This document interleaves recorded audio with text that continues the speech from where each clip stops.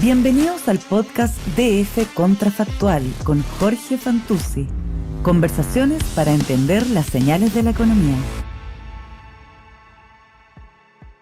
Hola, ¿cómo están? Soy Jorge Fantuzzi, esto es Contrafactual, el podcast que hacemos con el diario financiero para darle una mirada alternativa a la economía. Y el día de hoy le queremos dar una mirada alternativa a un tema que yo creo que muchos de los que nos escuchan no lo van a relacionar directamente con la economía, que es, podemos decir, la vida y obra del Papa Francisco, que acaba de fallecer y que parte de su legado, podemos decir, es justamente una mirada económica. Para eso tenemos como invitado hoy al decano de la Escuela de Economía y Administración de la Universidad Católica, José Miguel Sánchez, que José Miguel además fue mi profesor en 2 cursos, a falta de uno. Así que le quiero dar la bienvenida y agradecerte, José Miguel, por acompañarnos en el capítulo de hoy. Bueno, muchas gracias por la invitación. Para mí resulta muy grato y muy emocionante hablar del Papa. Yo tuve la suerte de verlo, no estuve con él, pero estuve muy cerca, digamos, no le di la mano porque no podíamos, pero estuve muy cerca de él cuando visitó la Universidad Católica el año 18 cuando vino para acá. Estábamos ahí como yo era parte del Consejo Superior y así que estaba a escasos metros de él, así que pude escuchar su discurso que fue muy interesante y que fue muy motivante para nosotros como universidad y, y ciertamente también he sido un seguidor de sus escritos también. José Miguel, quería justamente preguntarte eso, porque los papas cuando uno como que quiere revisar lo que han dejado, bueno, están sus discursos, pero también están las encíclicas. Y creo que una, si no son 2, las encíclicas del Papa Francisco, que uno puede hacer una bajada a temas económicos, diría de mucha vigencia, bien claramente, bien directamente. Yo estoy pensando, la que a mí más se me viene a la cabeza es la Fratelli Tutti, ¿no es cierto? Eh, entonces la pregunta que a mí me queda es, y lo he leído mucho en la prensa, es primero si uno revisando estos textos, uno encuentra y aquí acentúo la palabra, la pregunta, una novedad en la mirada económica o la mirada de la economía que tuvo el Papa Francisco respecto de la tradición de la Iglesia Católica. Sí, mira, yo creo que sí. Él escribió 4 encíclicas. Yo te diría que 2 se consideran parte de lo que se llama el pensamiento social cristiano. Antes típicamente se llamaba esto doctrina social de la Iglesia, pero hoy Exactamente. día se llama pensamiento social cristiano y dentro de eso se incluyen ciertamente, junto con las más clásicas, Rerum Novarum, en fin, todas las más clásicas, Cuadragésimo Año, todas estas que son más históricas, se incluye Laudato Si, sin ninguna duda.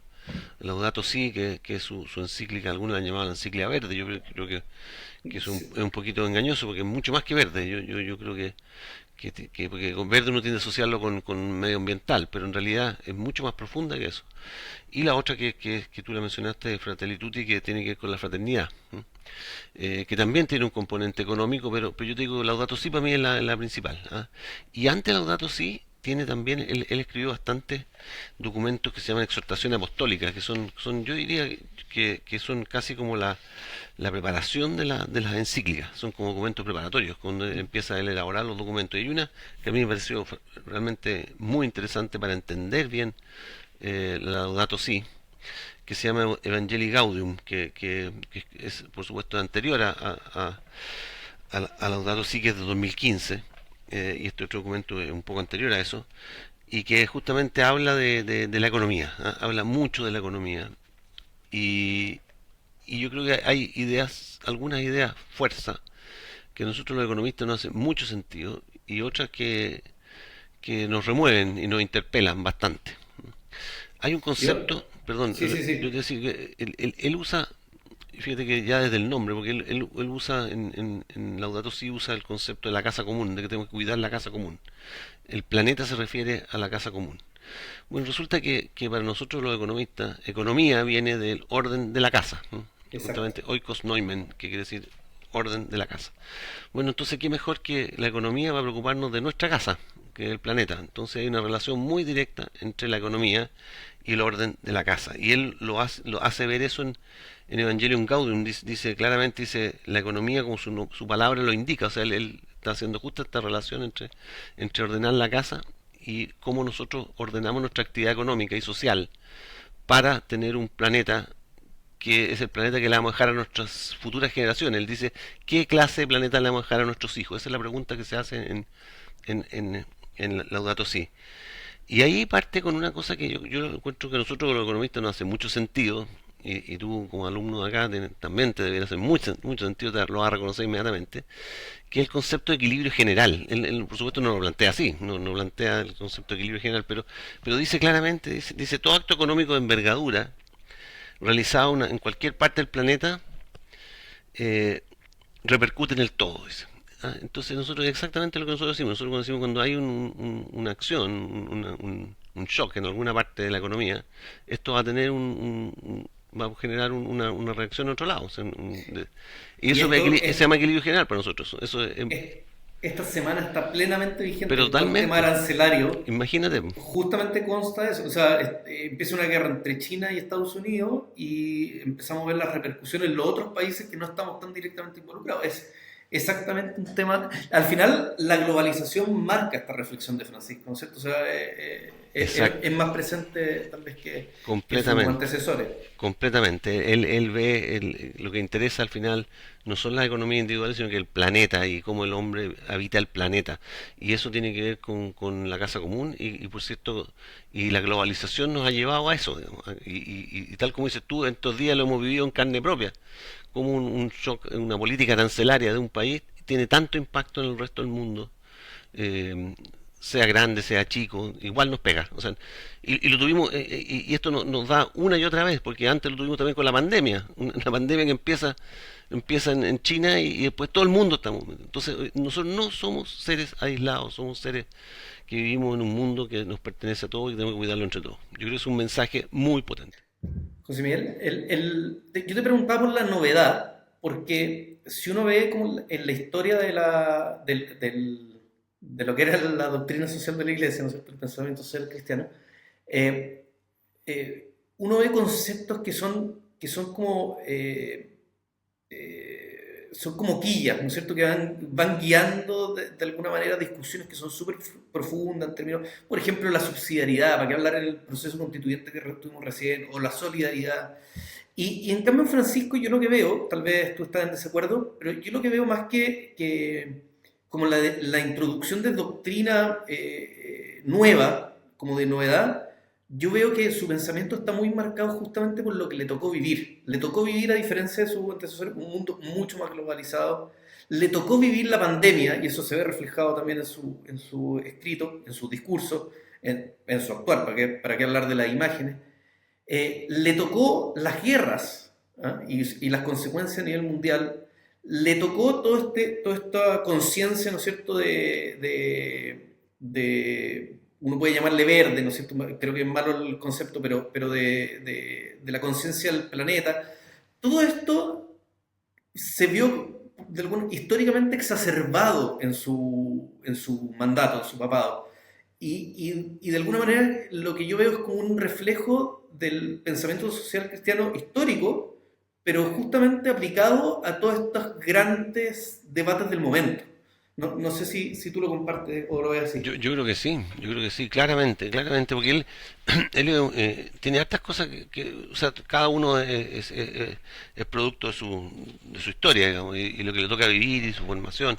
Y él es químico, de partida él es químico de formación. Creo que ese es un dato no menor, porque el tema del calentamiento global y lo que hace efecto invernadero lo hace suyo desde el punto de vista científico. Él es un Claro. químico que entiende el tema, no es que no lo entienda. Entonces, él hace suyo todo el informe del IPCC. Entonces, él lo hace suyo con evidencia científica. Entonces, un primer aspecto. El segundo aspecto es que él es una persona, es un jesuita. Y los jesuitas, por formación, tienen una tradición de ser muy aplicados en su acción.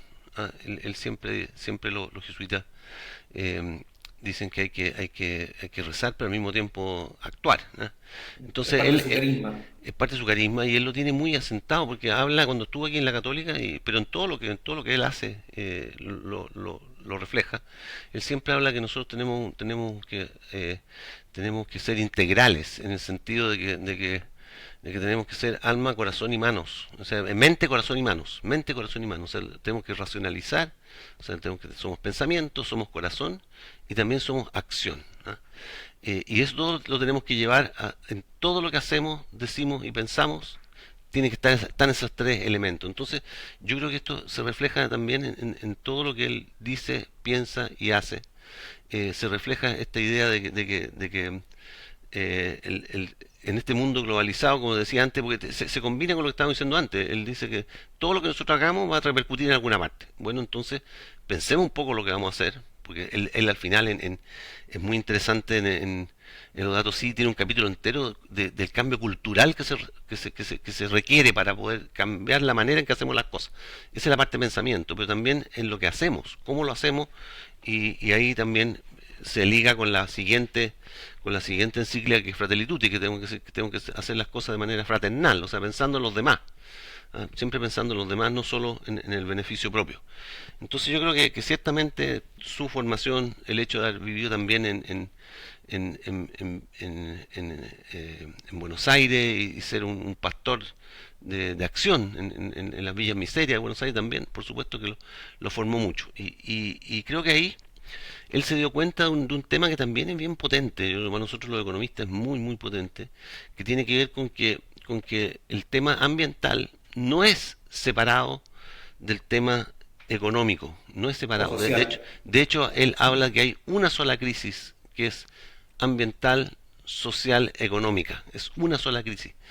¿Ya? Y tiene mucho que ver porque nosotros sabemos bien que los países que más tienen problemas ambientales son países que además tienen problemas de pobreza muy, muy serios. Cuando uno está a nivel de subsistencia, bueno, es difícil que se pueda preocupar de reciclar, de estar preocupado del medio ambiente, de estar preocupado de sobrevivir el día de mañana. Entonces él se dio cuenta muy temprano, y lo tiene muy bien reflejado, creo yo, en Laudato Si, en que los países tienen que ir preocupándose de la superación de la pobreza, la inclusión y al mismo tiempo del medio ambiente, porque son cosas que están interconectadas. No es que nosotros podamos preocuparnos solo del medio ambiente y olvidarnos de los otros temas, o al revés, tampoco se trata que nos dediquemos a crecer, ¿ya? Sin ninguna restricción de tipo ambiental tampoco, ¿ah? Entonces, esta interconexión yo creo que es muy, muy importante. Por eso que él plantea con mucha fuerza lo que hoy día nosotros llamamos desarrollo sostenible. Desarrollo sostenible que básicamente tiene que ver con la reducción de pobreza, la inclusión social, la sustentabilidad ambiental. Todo eso son temas que hoy día nos resultan muy naturales para todos, incluyendo las empresas que están hoy día, también muchas empresas están preocupadas de esto también. Parte de su función eh, de producción. es parte hoy día y por lo cual están comprometidas muchas empresas, no todas, pero muchas que están avanzando hacia dar cuenta también de cómo se hacen cargo de estos temas de sostenibilidad en general. Así que el desarrollo sostenible está muy reflejado ahí en la encíclica, en los datos sí. Ahora, José Miguel,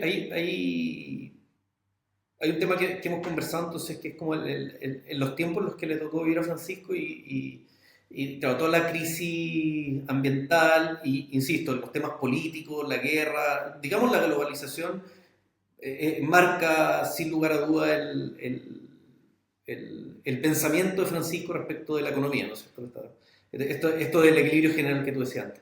Pero hay otros temas en los que él también fue muy activo opinando, no solo como papa, además como cardenal y como obispo, que tiene que ver con impuestos, tiene que ver con la pobreza, tiene que ver con el rol del mercado. No sé si tú has tenido la oportunidad de ver alguna de estas, de estudiar alguna de estas reflexiones del papa. Sí, sí, he podido estudiar eso y uno dice, bueno, aquí ahí tenemos una persona que es completamente en contra de la empresa privada o en contra del libre mercado y yo lo tenía cierto recelo del libre mercado. Yo diría que no era un fanático del libre mercado, pero reconocía el valor de la empresa y el valor del empresario. De hecho, cuando estuvo acá en Chile invitó al sector empresarial a ser parte de la solución, ¿ah? Él dice, mire, yo sé que se requiere un cambio de actitud por parte de la empresa, el business as usual, como se dice normalmente, no va a servir. Y tiene un párrafo en Laudato Si que lo tiene también en Evangelium Gaudium, que dice lo siguiente, que a mí me parece una cosa que yo se la digo a los estudiantes, o sea, y tengo graduación en 2 semanas más, te lo voy a decir de nuevo. Dice la vocación de un empresario es una noble tarea, dice, siempre que se deje interpelar por un sentido más amplio de la vida. Esto le permite servir verdaderamente al bien común, con un esfuerzo por multiplicar y volver más accesible para todos los bienes de este mundo. O sea que él dice, mire aquí, está muy bien la empresa privada, no tengo nada en contra de eso, y ser empresario es muy noble, pero tenemos que preocuparnos de los demás, ¿ya? Tenemos que siempre pensar cómo nosotros usamos nuestro trabajo, nuestro intelecto para servir a los demás, y servirlo en una empresa está súper bien, pero hagámoslo bien, pues, preocupémonos de que estamos haciendo las cosas bien. De la misma manera dice cuando habla del crecimiento, él habla siempre del crecimiento con equidad, ¿no? O sea, dice el crecimiento está súper bien, pero tratemos de repartir mejor los bienes, y por eso que él habla mucho de los impuestos hay que pagarlos, dice, no hay que tratar de evadirlos, no hay que hacer, y eso me parece muy bien, digamos, los impuestos son, una vez que nosotros nos ponemos de acuerdo en cómo vamos a cobrar los impuestos, tenemos que pagarlos, no pensar en cómo vamos a hacer trampa, digamos, ¿ah? Eh, entonces dice, por ejemplo, el crecimiento en equidad exige algo más que el crecimiento económico. No dice que no exige, dice algo más que el crecimiento económico. Si dice el crecimiento económico, aunque lo supone, dice, o sea, el crecimiento económico, el desde, digamos, ¿eh? No está diciendo no tenemos que crecer, dice el desde, ¿eh? Pero de ahí para arriba dice, requiere también decisiones, programas y mecanismos y procesos específicos orientados a una mejor distribución del ingreso, o sea, repartir mejor los bienes de la creación, a una creación de fuente de trabajo. Se preocupa mucho del trabajo, eso es muy importante. Y nosotros como economistas tenemos que preocuparnos de que haya buen trabajo, trabajo digno, bien pagado, a una promoción integral de los pobres que supere el mero asistencialismo. O sea, él dice, mira, el asistencialismo aquí no le da dignidad a las personas, la dignidad de las personas viene del trabajo. Y por lo tanto nosotros tenemos que preocuparnos de que haya buen trabajo, de que haya trabajos dignos, formales para todos. Y eso creo que es un mensaje muy importante para nosotros los economistas. Hay muchas de las cosas que estabas mencionando que es curioso. Yo insisto, yo creo que vienen de la tradición del pensamiento social cristiano, o sea, que no son una novedad introducida por él, son interpretadas en sus tiempos, pero que además si uno lo ve desde la escuela de economía, digamos, desde la escuela más positiva de economía, tampoco debería llamar tanto la atención, ¿ah? En el sentido que si uno ve el mundo, bueno, el crecimiento, cualquier economista macro, digamos, está pensando solo en el crecimiento, bueno, tiene que entender que esto tiene ciertas restricciones. Y si se va al mundo real este economista y se da cuenta que están las restricciones al final de sociedad, ¿no es cierto?, de buena convivencia, bueno, el crecimiento económico efectivamente es necesario, pero no suficiente. O sea, y así uno lo ve con las otras cosas, el rol de la empresa. Cuando se dan estas discusiones de la empresa privada, de su rol, bueno, sí es cosa de entender que es interés hasta del empresario, entender que vive en un equilibrio en que los trabajadores son personas que merecen una dignidad o que se les respete su dignidad intrínseca, pero que también tienen consumidores que tienen que respetar, o sea, que viven en un ecosistema, su empresa, que va más allá del simple resultado última línea, ¿no?, de la vista. O sea, quiero decir, la doctrina social de la Iglesia, ¿no?, o el pensamiento social cristiano no debería ser algo que en las escuelas de economía debería ser muy disruptivo, ¿no?, o algo que No, choque. no debiera.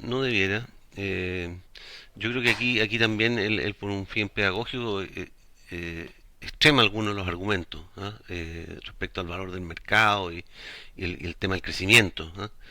Eh, por ejemplo, en el 109, el número 109 de Laudato Si dice una frase que si uno la lee en abstracto dice, aquí está pegando un palo tremendo a la economía de mercado. Dice lo siguiente, dice, en algunos círculos, no sé en cuáles, pero dice en algunos círculos, se sostiene que la economía actual y la tecnología resolverán todos los problemas ambientales, del mismo modo que se afirma, con lenguajes no académicos, que los problemas del hambre y la miseria en el mundo simplemente se resolverán con el crecimiento del mercado. Hasta ahí llega la cita. Yo la verdad que no sé qué economista hoy día Exacto.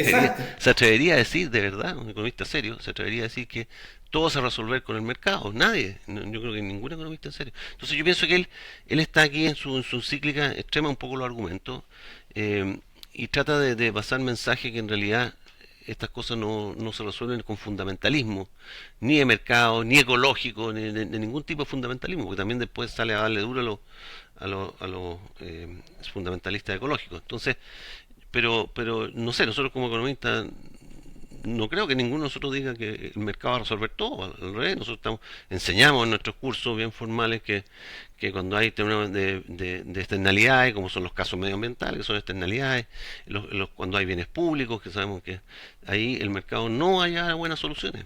Y eso lo sabemos de chiquitito, digamos, ¿no? De verdad, de chiquitito. Yo siempre que tengo estas conversaciones, claro, está como la caricatura del mal libertario de los economistas, pero eso en el mundo, no sé si hay alguna escuela de economía hoy día, digamos, de las que están peleando en los rankings, que meta filosóficamente algo tan caricaturesco, digamos, como que el mercado lo va a solucionar todo. No la conozco yo, lo. O sea, yo creo que la gran mayoría de nosotros pensamos que tienen que existir instituciones y condiciones para asegurar derechos básicos a las personas y muchas veces eso va a ir más allá del mercado. De hecho, la mayor parte del diseño de las políticas públicas apunta a resolver situaciones de que el mercado por sí solo no va a poder hacerlo, ¿no? Y eso en todas las escuelas de economía del En mundo, todas digamos, partes, se estudia. en todas las economías serias, en todas las escuelas de economía serias se estudia eso, ¿no?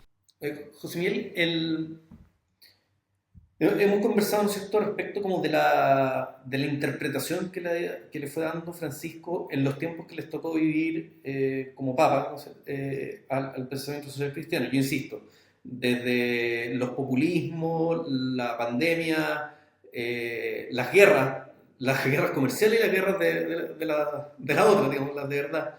Y uno empieza a hacer como la comparación con el mundo que dejó Francisco, y no es tan distinto. Por suerte no estamos en pandemia, pero volvemos a tener una guerra comercial.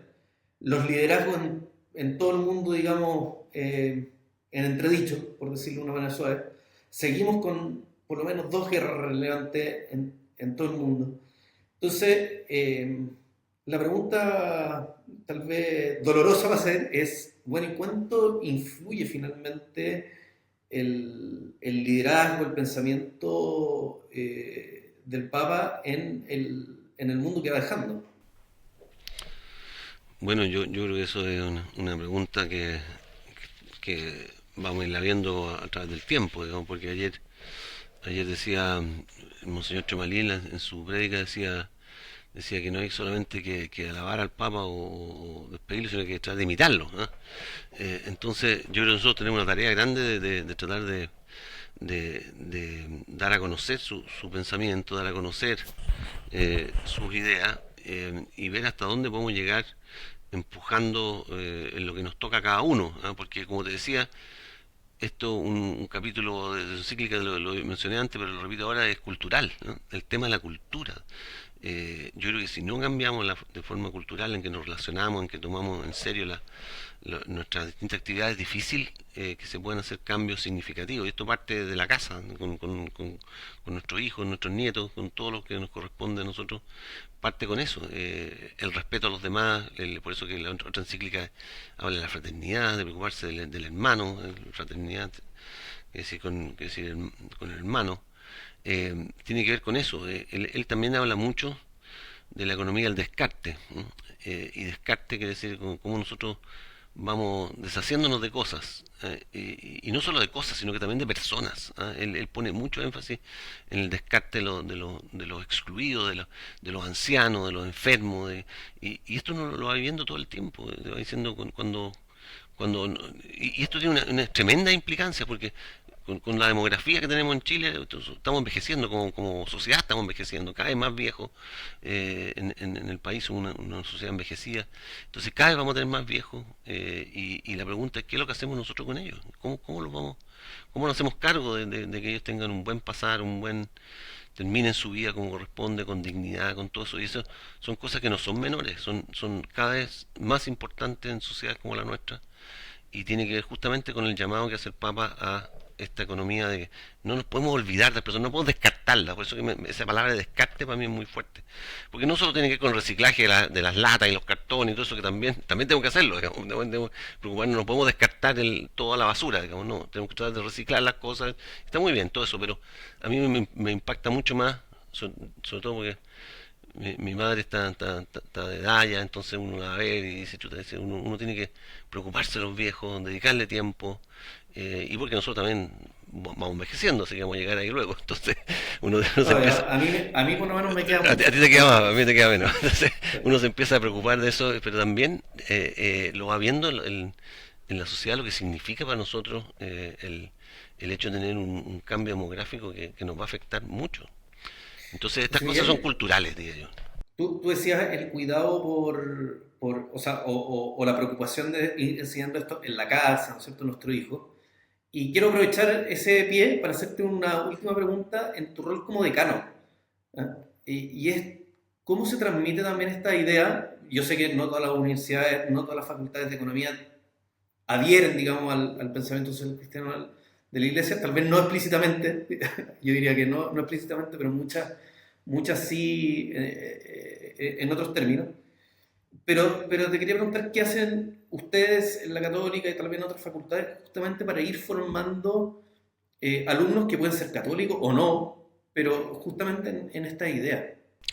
Bueno, yo creo que nosotros como Universidad Católica tenemos una identidad y esa identidad pone a la persona humana en el centro de todas nuestras preocupaciones. Nosotros siempre tenemos, en todo lo que hacemos, en todo lo que estudiamos, siempre tenemos a la persona humana en el centro de nuestro pensamiento. Cuando vemos políticas sociales, cuando estudiamos pobreza, desigualdad, estudiamos educación, estudiamos salud, lo que sea, siempre estamos preocupados por cómo podemos aportar a tener al bien común, digamos. El bien común pasa por la dignidad de la persona humana, eso está en el centro de nuestra preocupación.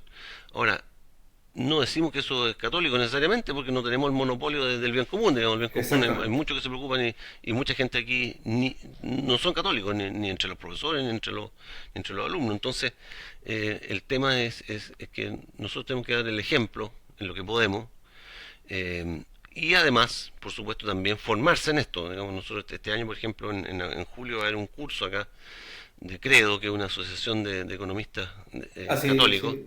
y, Adhiero ahí, sí, creo. bueno, Credo va a tener su curso anual de pensamiento social cristiano aquí en la facultad, como una manera de traer estos temas a la discusión y que la gente se vaya formando también en esto, porque nosotros tampoco estamos muy bien formados en esto, o sea, yo por lo menos he tenido que estudiar por mi cuenta porque tampoco estoy muy bien formado en esto. Me interesa el tema, entonces voy leyendo y voy aprendiendo más, pero la formación que nosotros podamos entregar es importante y también cada uno tiene que hacerse responsable y aprender por su cuenta también, digamos, ¿ah? Y nosotros ponemos a disposición no- lo- las herramientas para que se pueda hacer, digamos, como este curso que va a ocurrir ahora en el mes de julio aquí en nuestra facultad. Oye, José Miguel, voy a dejar una anécdota, pero te la voy a comentar después cuando ya cortemos, ¿ah? Pero te quiero dar las gracias por mientras, antes de la anécdota, te quiero dar las gracias por esta conversación. Yo creo que es muy interesante, insisto, creo que este es un capítulo distinto de Contrafactual, pero que a todos los que les interesan los temas públicos y creo que la economía debería interesarle creo que por la relevancia, si no es por el personaje, como guía espiritual, por lo menos como personaje histórico, lo que fue Francisco. Así que muchas gracias por compartir este capítulo contrafactual con nosotros. No, al contrario, muchas gracias por invitarme, siempre me atrae mucho ver conversar estas cosas. Bueno, y para los que nos siguen, esto es Contrafactual, el podcast que hacemos con el diario financiero para darle una mirada alternativa a la economía, hoy día a la economía del Papa Francisco. Espero que nos acompañen en un próximo capítulo. Gracias a todos por escucharnos. Esto fue Contrafactual, conversaciones para entender las señales de la economía, un podcast de Diario Financiero.